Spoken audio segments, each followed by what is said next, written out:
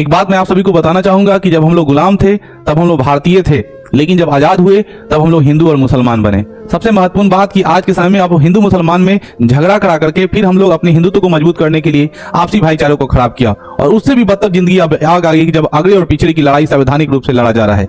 वर्तमान मुद्दा जो सबसे ज्यादा गरमाया हुआ है अगड़े और पिछड़े के बीच वो है यूजीसी। सबसे पहले आपको जानना चाहिए, आज हम उसका ऑपरेशन करेंगे और यूजीसी क्या है और इसके क्या फायदे और क्या नुकसान है, एक मैं निष्पक्ष रूप से आप सभी को बताऊंगा।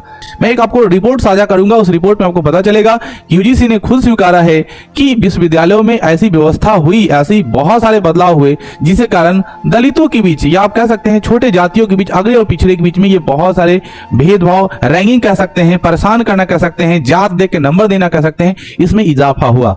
और सरकार ने इसी इजाफा को कम करने के लिए, सरकार ने इन मनुवादियों पर लगाम लगाने के लिए, ऐसे घटिया सोच नीचता को लगाम लगाने के लिए सरकार ने एक नया एक्ट लाया जिसे यूजीसी कहते हैं। बहरहाल आज के समय में भारत में अगली जाति के लोगों के द्वारा इसका विरोध किया जा रहा है। मैं आपको बताऊं, इसको गलत ढंग से पेश करके आपको बरगलाया जा रहा है। हकीकत यह है कि यह इसलिए नहीं है कि किसी अगली जाति के बच्चों का हक मारा जा रहा है, बल्कि ये इसलिए है क्योंकि छोटी जाति को एक सहानुभूति मिल सके कि आप एक लॉ से प्रोटेक्टेड हैं। बहुत लोग इसका मिसाल दे रहे हैं। बहुत अच्छे पत्रकार ने एक बहुत मुंह से घटिया शब्द इस्तेमाल करते हुए कहा कि अगर कोई लड़की जो SC ST का हो और किसी अग्रिम जाति के लड़के को प्रपोज करता है और लड़का मना कर देता है तो वो लड़की जाके हारासमेंट केस करेगी कि ये लड़का हमको छेड़ा है, और ऐसे ही केस होंगे। मैं आपको बता दूं कि आज के समय में SC ST एक्ट भी होते हैं और उसका भी कितना दुरुपयोग हो पाता है आप सबको पता है। उसी प्रकार यूजीसी है, जितने सारे लॉ बनते हैं उसका कहीं ना कहीं दुरुपयोग होता ही होता है। क्या आपको EWS आरक्षण मिला? सभी उस योग हैं। तो कुछ ना कुछ ऐसे ही EWS वाले लोग हैं जो उस लायक नहीं है फिर भी वो आरक्षण लेते हैं। तो नियम का कुछ ना कुछ ऐसे अपवाद जो होते हैं वो सभी जगह होता है, हर नियम में होता है। लेकिन अगर इसकी सकारात्मक पहलू को देखेंगे, जो अच्छे सोच वाले होंगे वो इस बात को समझेंगे कि यूजीसी आने से उन बच्चों के अंदर से डर भय खत्म हो जाएगा। क्या यह हकीकत नहीं है कि विश्वविद्यालय क्षेत्र में अग्रिम जाति का बहुत ज्यादा वर्चस्व है? क्या यह भी हकीकत नहीं है सुप्रीम कोर्ट जैसे क्षेत्रों में अग्रिम जाति का वर्चस्व नहीं है? आप अगर विश्वविद्यालय की कैंपस में जाते हैं, विश्वविद्यालय के दहलीज में जाते हैं तो आपको सिंह, कुंवर, ठीक है ना, मिश्रा, झा, तिवारी जैसे लोग ही मिलेंगे।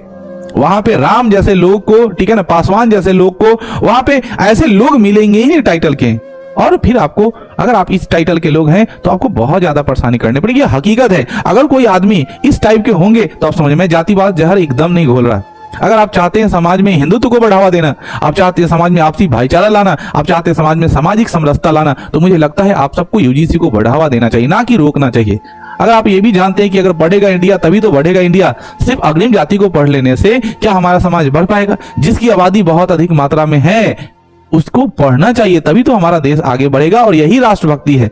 शायद भारत के प्रधानमंत्री ने, भारत के गृह मंत्री ने अगर राजपत्र जारी करके ऐसा कुछ किया है तो मुझे लगता है यह हमारे देश के लिए बहुत अच्छा है, ताकि हमारे देश के बच्चे निर्भीक होकर पढ़ पाए।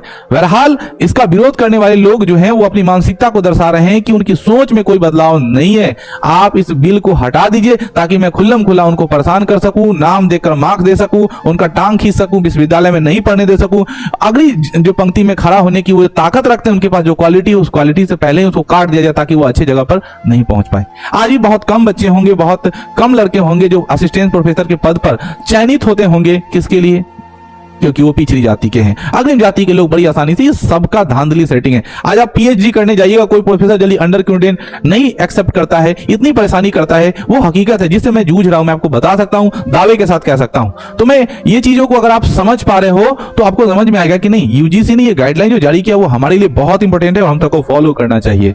यूजीसी के प्रति मेरा सहानुभूति है कि आप तमाम अग्रिम जातियों के लोगों से मैं निवेदन करूंगा कि आप सबको इसका समर्थन करना चाहिए, अगर आप अच्छे सोच वाले हैं। और अगर आप विरोध करते हैं तो मुझे लगता है आप घटिया सोच के हैं। नहीं, आपकी सोच वैसी ही है, आप चाहते हैं समाज को गुलाम बनाकर रखना, ताबूत बनाकर रखना। आप इस देश में नहीं, भारतीय होने के साथ साथ आप गोरे अंग्रेज छोड़ के चले गए, आप काले अंग्रेज हो, जिसके कारण इस देश के तमाम दलितों समुदाय पर आप क्या करते हो? अत्याचार करना चाहते हो। मेरी राय इस पक्ष में है कि यूजीसी जारी होनी चाहिए। और मैं आपको बता दूं, आप कितना भी पावर लगा लो, UGC not to back, UGC back ही नहीं हो सकता। क्योंकि अगर यूजीसी बैक होगा तो SC ST माइनॉरिटीज, OBC समुदाय के लोग सरकार का ताबूत हिला देंगे। नहीं, ये समाज अग्रिम जाति को कितना कुछ दिया है। अग्रिम जाति को तो लाज लिहाज शर्म करना चाहिए।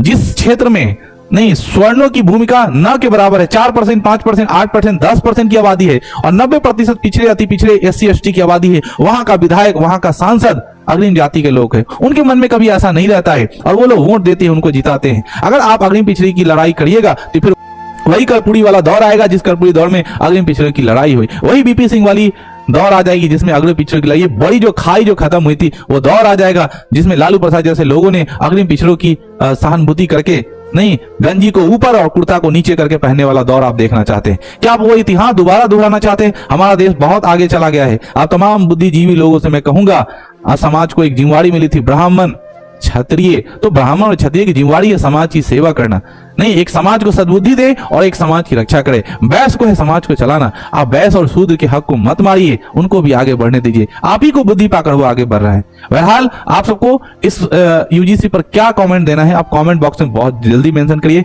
आप सबका बहुत बहुत धन्यवाद। नवीन कुमार।